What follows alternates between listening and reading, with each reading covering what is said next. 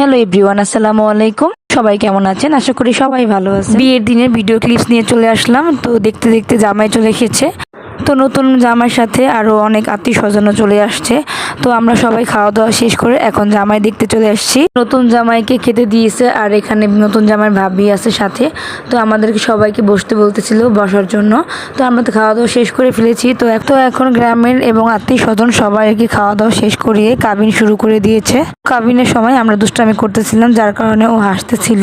তার আগে কিন্তু ও অনেক কান্না করেছে। বিয়েটা হলো প্রত্যেকটা নারীরই খুবই গুরুত্বপূর্ণ একটা দিন। এখানে কষ্ট এবং সুখ দুটোই আছে। প্রত্যেক বাবা মাই সন্তানকে কষ্ট করে লালন পালন করে বড় করে তারপরে অন্য কারো ঘরে দিয়ে দিতে হয়। তাহলে এটাই দুনিয়ার নিয়ম, কিছু করার নাই।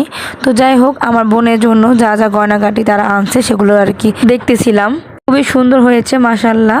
তো গতকালকে যেহেতু আমি সাজিয়েছিলাম গায়ে হলুদে, তো আজকে আর আমি রিস্ক নিই নাই, কারণ অনেক মানুষ যেহেতু আর কি দেখবে। তো আমি কোনো বড় কোনো আর্টিস্টও না যা আমি সুন্দর করে পারবো, কিন্তু আমি যতটুকু চলা যায় ততটুকুই পারি। কিন্তু বিয়ে পার্টি দিনের বেলা সাজটা আমি আসলে সাহস করতে পারিনি, যার কারণে ওকে আমি সকালেই পার্লারে পাঠিয়ে দিয়েছিলাম। তো ওর সাজটা কিন্তু অনেক সুন্দর হয়েছে মাশাআল্লাহ। তো অনেক ঘর ভর্তি মেহমান চলে আসছে ওকে দেখার জন্য। তো নতুন জামাইকেও ঘরে নিয়ে চলে আসছে। তো জামাইকে নাকি চিনি মুখ করাবে। তো নিয়ম আমাদের এলাকায় যে মেয়ে এবং জামাইকে বাসায় ঘরে এনে তারপর চিনি বা মিষ্টি মুখ করায়। তো যাই হোক, এই তো এখন জামাই এবং মেয়েকে একসাথে বসিয়ে চিনি মুখ করাবে আমার বড় যারা আছে আর কি, আমার নানি কিংবা আমার খালা।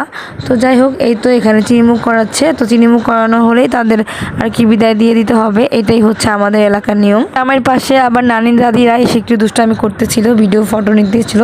তো যাই হোক, এই ছিল আমার ভিডিও। তো এখন ওদের আর কি বিদায় দেওয়ার পালা। বিয়ের দিনে বিয়ের সময় যে এই বিদায় মেলাটা খুবই কষ্টকর, যেখানে কন্যাকে বিদায় দিতে হয়। তো মা বাবা কত কষ্ট করে বড় করে আবার তাকে অন্য কারো হাতে তুলে দিতে হয়। তো এখানে অনেক ওর চাচারা ছিল এবং আমার চাচাও ছিল। তো আমার আব্বু চাচা সবাই ছিল এখানে। এখন ওকে বিদায় দেওয়া হবে, যেহেতু আমার খালু অসুস্থ, স্ট্রোকের রুগী, প্যারালাইজ। তো সে যেমন একটা হাঁটাচলা করতে পারে না। তো তাকে ধরে এনে আর কি মেঘ কন্যা দান করতেছিল, যার কারণে সবাই আর কি অনেক প্রচুর কান্নাকাটি করছে। তো আসলে আমরা কেউই আর কি কান্না আটকে রাখতে পারিনি। যে যার মেয়ে সে আর কি কোনো দায়িত্বই পালন করতে পারলো না, তার কোনো ভূমিকাই রইলো না। তো কিছু করার নাই, আল্লাহর ইচ্ছা, আল্লাহর সব কিছু আর কি হাতে, আমাদের হাতে কিছুই নেই। তো সবাই ওর জন্য দোয়া করবেন, ও যেন সংসারে সুখী হতে পারে।